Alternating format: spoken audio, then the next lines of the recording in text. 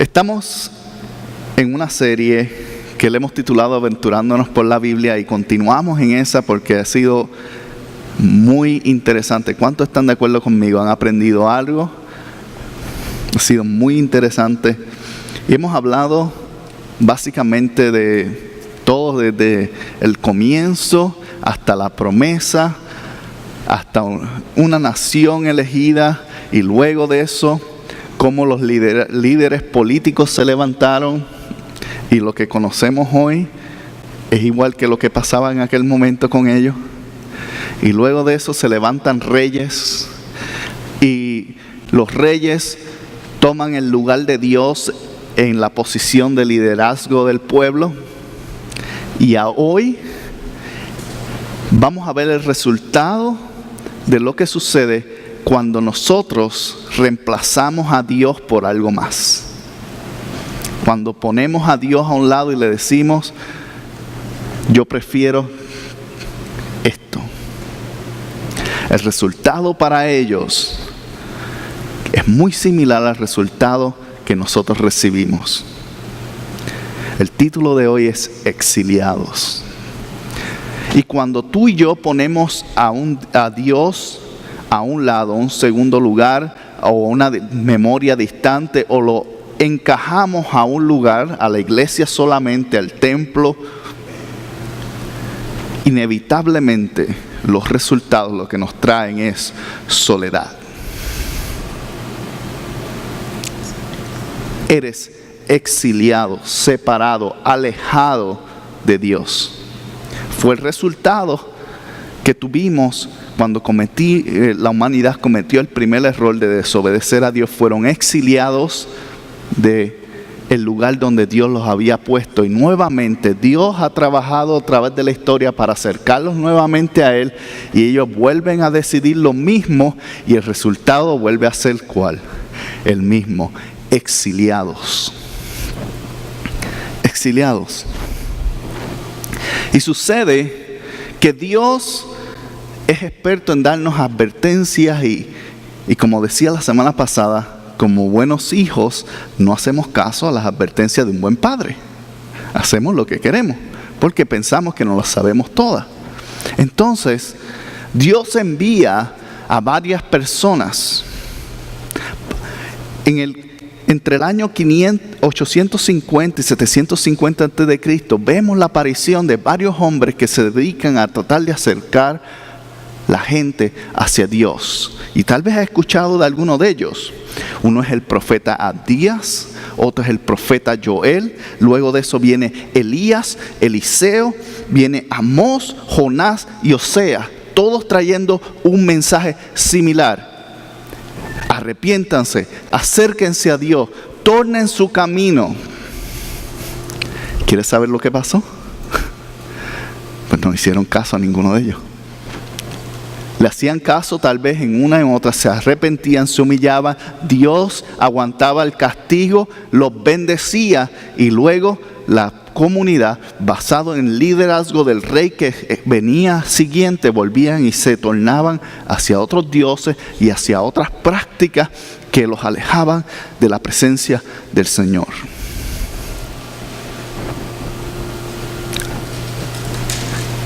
Llega el año 722. Recuerden ¿qué sucede? Están divididos. Hablamos la semana pasada de que a este punto está el reino del norte llamado Israel, el reino del sur llamado Judá. Están divididos con sus diferentes reinados, pero las características y los hábitos siguen siendo los mismos. Dios les habla y no le hacen caso y vuelven al mismo patrón. Y sucede que en el 722, Asiria, que queda al noreste, invade a Israel, porque Israel está al norte. Es más fácil invadir a Israel que a Judá. Invade a Israel.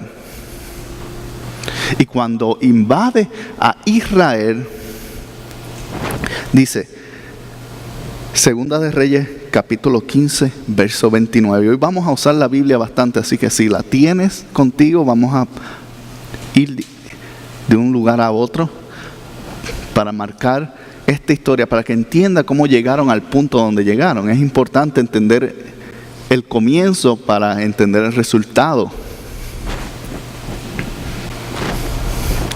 Pero estaban ahí.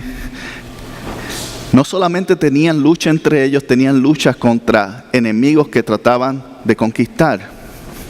Llegó el año 722. Asiria estaba listo, se había armado, había crecido como nación, había conquistado muchas áreas. Y había un hombre llamado Tiglat, que era el rey de Asiria en aquel momento. Y en el verso 15-29 dice, en el tiempo de Peca era el último rey de Israel. ¿Ok?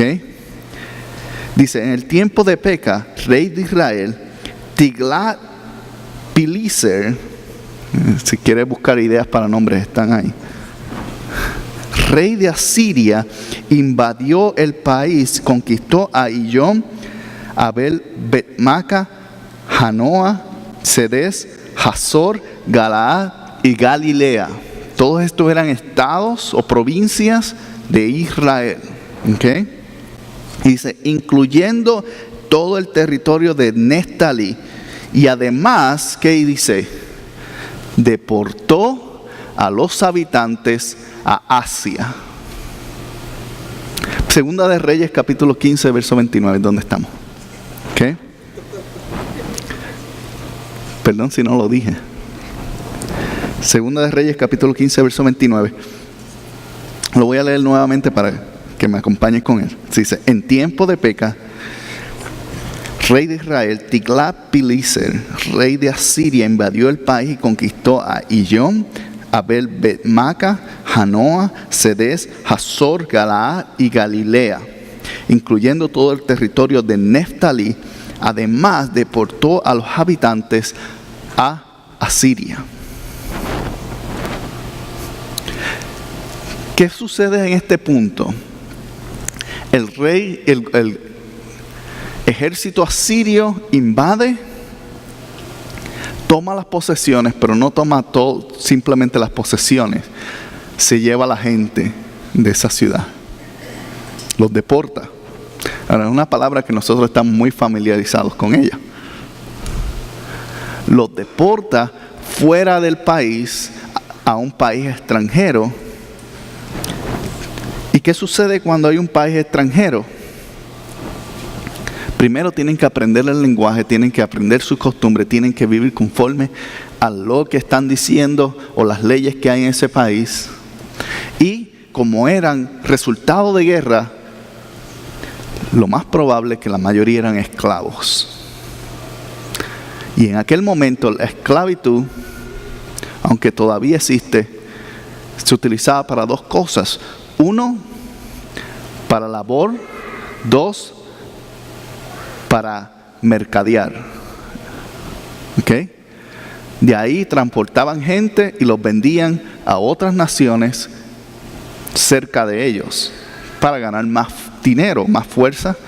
Y especialmente como era un imperio que estaba en crecimiento, mientras más esclavos significaba más avance de guerra, porque podían construir más fortaleza, podían construir lugares de alimento. Y si el enemigo los atacaba, ¿qué les importaba a ellos? No son asirios. Frente de batalla, casualidades. Y sucede que luego de eso, Asiria decide marchar contra Judá. Ya tenían posición estratégica, ya que habían tomado el territorio de Israel para atacar a Judá. Y en el año 700 aparece un hombre que nosotros conocemos llamado Isaías. Isaías es profeta y una de las personas que le da consejos al rey, consejero del rey de Judá. Y le da varios detalles. Le da varias profecías, entre una, cuando el ejército asirio logra llegar y sitiar a Jerusalén, que era la ciudad donde ellos estaban, el rey tenía mucho temor. Pensaban que ya iban a caer bajo el gobierno asirio, como había caído la nación hermana de Israel. No tenían el poder militar, eran más pequeños que Israel en espacio de tierra. Pero el Señor habló a través de Isaías cuando se rebelaron, cuando volvieron a acercarse a Dios, y dijo: no teman, que no van a pasar de las puertas. Y así mismo fue. El ejército estuvo en las puertas y luego, por razón ninguna, decidieron retroceder y no atacar, y se fueron. Se fueron de ahí. Y en ese momento parecía que las cosas iban marchando bien, pero ¿qué sucede? Luego que Dios los salva, vuelven a lo mismo. Y Dios levanta a Miqueas, levanta a Nahum, levanta a Sofonías, a Ageo, y comienzan a hablarle al pueblo de cómo se tienen que restaurar y volverse el corazón a a Dios, a Jehová en aquel momento. Pero aún así sigue la misma historia. Y Dios levanta un hombre llamado Jeremías. Jeremías en el año 600, 100 años luego han pasado. Y Jeremías, si me acompañas en el capítulo 25 de Jeremías, vamos a leer el verso 9 a 11. Jeremías, en aquel momento había muchos profetas. Jeremías era uno de esos que son personas que no les gusta o no se lleva bien con las personas que tienen doble cara. Y él no quería ser profeta porque él decía: hay muchos profetas de esos que lo que hablan es cosas que el Señor no ha dicho, pero no está de acuerdo. Pero el Señor lo impulsa, lo molesta hasta que él habla y comienza a hablar. Y vamos a ver la profecía que él trae en Jeremías 25, capítulo 25, verso 9 al 11. Dice así: yo haré que vengan todos los pueblos del norte. Recuerden de dónde venía Siria, del norte. ¿Ok? Y luego dice: y también mi siervo Nabucodonosor, del rey de Babilonia. Ahora, en este momento todavía no estaban bajo cautiverio. Y dice: los traeré contra este país, contra sus habitantes y contra todas las naciones vecinas, y los destruiré por completo. Los convertiré en objeto de horror, de burla y de eterna desolación, afirma el Señor. Haré que desaparezcan entre ellos los gritos de gozo y alegría, los cantos de boda, el ruido del molino y la luz de la lámpara. Todo este país quedará reducido a horror y desolación, y estas naciones servirán al rey de Babilonia durante 70 años. Jeremías se había cansado desde este punto de advertir. Hay 24 capítulos antes de este advirtiéndole de lo que iba a pasar. Y Dios dijo: hasta aquí. Hasta aquí. Y él habla, dice exactamente lo que va a pasar. Nabucodonosor en ese momento era un rey que estaba levantándose. Todavía no había conquistado tantas naciones. Asiria todavía tenía más poder. Pero ¿qué sucede? Asiria comenzó a perder territorio a Babilonia. Y ese territorio, parte del territorio que perdió fue el territorio israelita que había conquistado Asiria. Y los sitia muy cómodos y muy cerca de Judá. Llega el año 586 antes de Cristo, y llega a Babilonia junto con Nabucodonosor, su rey, y toma posesión de Judá. Y el capítulo 1 de Daniel lo dice de esta manera, verso 1. en el año tercero del reinado del rey Joacim de Judá, último rey de Judá, el rey Nabucodonosor de Babilonia vino a Jerusalén y la sitió. Tomó todo el territorio de Jerusalén, Judá. Y si sigues leyendo la historia, que lo puedes hacer en tu casa, vas a ver que hace lo mismo. Deporta a la gente, los toma como esclavos, toma las posesiones del templo y quema el templo de Salomón. Es la última vez que el templo de Salomón existe. Mucho más adelante construyen un templo, pero no es el templo de Salomón ni es en el lugar donde estaba el templo de Salomón. Pero destruyen el templo de Salomón, saquean todas sus riquezas. Y lo más interesante es que ellos tenían esta idea de que todo lo que estaba ahí, que había sido santificado para Dios, si tú eras un impío, si tú eras alguien que no creías en Dios, ibas a pagar con muerte. Pero el resultado no fue eso. El resultado se convirtió en que todas esas prendas se convirtieron en prendas para otros dioses. Nadie murió, dando la marca de que la presencia de Dios ya se había ido de ese lugar. Porque cuando Él está ahí, detrás de uno, Él todavía está cerca, pero cuando uno lo reemplaza, queda exiliado, queda separado de Dios. Nos deportamos hacia afuera de Él.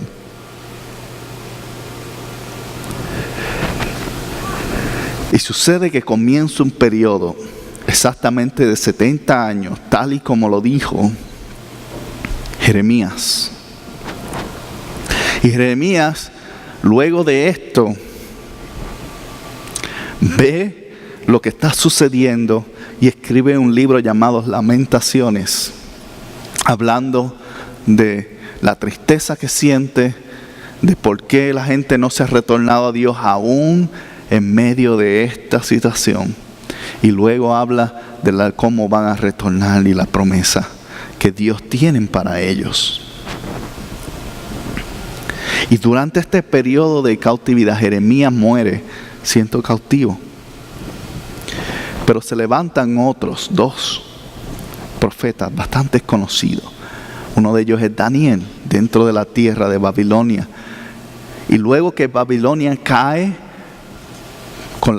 tras la muerte de Nabucodonosor, sus hijos tomaron posesiones, pero no fueron muy buenos, cayeron, y Asiria tomó posesión de Babilonia. Y ahora, pues todas las cosas que eran propiedad de Babilonia pasan a propiedad asiria. Y Daniel continúa sirviendo bajo el reinado del rey asirio Darío. Encaminando y acercando aún así la gente hacia Dios, al punto que el rey se convierte en su amigo y retorna a Dios, y Dios lo libra de leones, que es una historia bastante conocida. Pero luego de eso comienza a ver las libertades y lo que Dios va a hacer. Y en otro lugar comienzan luego de eso con los últimos años de Daniel. Él pide que por favor retorne, y comienzan a dejar gente retornar del exilio hacia Israel. Y se levanta otro profeta llamado Ezequías, que habla de las cosas que el pueblo de Dios necesita hacer para volver a tornar su corazón hacia Dios. Y lo que Dios va a hacer con el pueblo. Y el plan que tiene. Pero ¿qué sucede? Regresan. Y todo está destruido y desolado. Y no solamente eso. A pesar de que habían regresado y tenían su tierra, el rey asirio había dejado gobernantes en cada región. Y hay un hombre llamado Esdras que se levanta como uno de los líderes para restaurar la pasión hacia Dios. Y descubre en medio de las ruinas del templo los pergaminos del Pentateuco. Y les refresca al pueblo quién era Dios para ellos. Quién era ese Dios que en algún momento ellos habían tenido una relación y lo habían rechazado. Dando una marca que no importa cuánto uno caiga, no importa cuán lejos uno esté exiliado de Dios, hay una oportunidad de restablecer la relación con Él. Y se levantan otros profetas en este proceso. Está Ageo, Zacarías y Malaquías. Y también una reina llamada Esther, esposa de uno de los reyes asirios. Y en todo este proceso se levanta un hombre llamado Nehemías, asesor el rey que finalmente permite que Israel tome su nación de vuelta. Y Nehemías, expuesto como líder, reconstruye los muros de la ciudad caída, comienzan a reconstruir. ¿Y qué sucede? Están celebrando la libertad, pero por el sur de Asiria llega un nuevo imperio llamado Roma. Conquista Babilonia, conquista Asiria, les quita todas las cosas a los persas y continúa descendiendo y termina conquistando nuevamente Israel. Ellos acababan de reconstruir las murallas y ya habían sido conquistados nuevamente. Y cuando todo esto está sucediendo, quiero que me acompañes en Malaquías capítulo 4, verso 5. Es el último verso del Antiguo Testamento.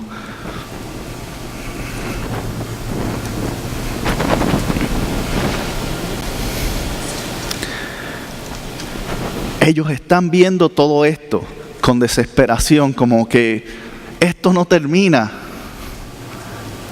Comenzó con el problema de reemplazar a Dios por un hombre llamado Saúl. Y toda esta historia los había traído a través de todo esto hasta llegar a una completa separación. Y luego ocurre que se levanta este hombre Malaquías y en medio de toda esta turbulencia, Roma, otro país más, tal vez nos van a deportar, tal vez algo más va a pasar. Acabamos de recibir nuestra tierra de vuelta, ¿qué pasará? Y en medio de la incertidumbre, porque cuando estamos en momentos de incertidumbre es cuando tenemos que amarrarnos a la esperanza de Dios más que nunca. Es cuando tenemos que acercarnos más a Él. Ellos no sabían lo que había pasado, pero tenían experiencia de lo que se sentía y de lo que era. Y en Malaquías 4:5 dice: estoy por enviarles al profeta Elías antes que llegue el día del Señor. Y dice: es un día grande y terrible. Él hará que los padres se reconcilien con sus hijos y los hijos con sus padres, y así no vendré a herir la tierra con destrucción total. En otras palabras, ¿sabes qué, Israel? ¿Sabes qué, Judá? El ciclo que hemos estado viviendo no está funcionando. Por más que yo trato de hacer algo con ustedes, terminan siempre haciendo lo mismo, terminan siempre siendo separados, terminan siempre alejándose de mí. Y yo no quiero que sean destruidos. Así que tengo un nuevo plan para ustedes. Dice, voy a enviar al profeta Elías. Ahora, el profeta Elías le mencioné que vivió en el tiempo de cuando Dios le estaba dando advertencias al pueblo de Israel antes de ser exiliados, antes de que cayera Israel. Y el profeta Elías, aparte de ser conocidos como alguien que tenía poderes místicos del cielo, o sea, descendían bolas de fuego y cosas así con él, y multiplicaba cereal, tenía algo, un llamado específico, y era reconciliar al pueblo con Dios. Y cuando ellos están escuchando esto, tal vez están pensando, oh, viene alguien con mucho poder, viene alguien a destruir y a sacar el imperio romano y a restaurar a Israel nuevamente a su poder, como lo hizo David. Pero ¿qué sucede? Él está diciendo, si prestas atención, dice, voy a enviar al profeta Elías antes que llegue el día del Señor. En otras palabras, voy a enviar un hombre para que restaure o les dé advertencia de arrepentirse nuevamente y se acerquen a Dios. Ahora, yo me imagino que están pensando, pero yo quiero llevarte al libro de Lucas, capítulo 1, verso 14 al 17, para que entiendan qué Malaquías estaba diciendo ese día y a quién se estaba refiriendo específicamente, porque no es lo que tú tal vez piensas. Verso 1, 14 al 17 dice, tendrás gozo y alegría, y muchos se regocijarán por su nacimiento, porque él será un gran hombre delante del Señor, jamás tomará vino ni licor y será lleno del Espíritu Santo, aún desde su nacimiento. Hará que muchos israelitas se vuelvan al Señor su Dios. Él irá primero delante del Señor con el espíritu y el poder de Elías. ¿Y qué hará? Para reconciliar a los padres con los hijos y guiar a los desobedientes a la sabiduría de los justos. De este modo preparará un pueblo bien dispuesto para recibir al Señor. ¿Qué está describiendo ahí? Exactamente lo que Malaquías dijo. Malaquías dijo, hará retornar a los padres a sus hijos. Romperá la enemistad que había en aquella época. Y tomamos esto y pensamos, esto es para hoy día. No, esto era algo que estaba pasando en aquel momento. Había disensión. Porque con Roma llegaron nuevas instrucciones. El pueblo había un sector que era un grupo de rebeldes. Había un sector que estaba alineado con el pueblo romano, tomando impuestos. Había el grupo entre medio, que siempre son los que sufren más, que no están ni de un lado ni del otro. Y él dice, voy a enviar a un hombre con el poder de cambiar el corazón de la gente, de hablarles para arrepentirse antes de que llegue el día del Señor. Este hombre se llamaba Juan el Bautista.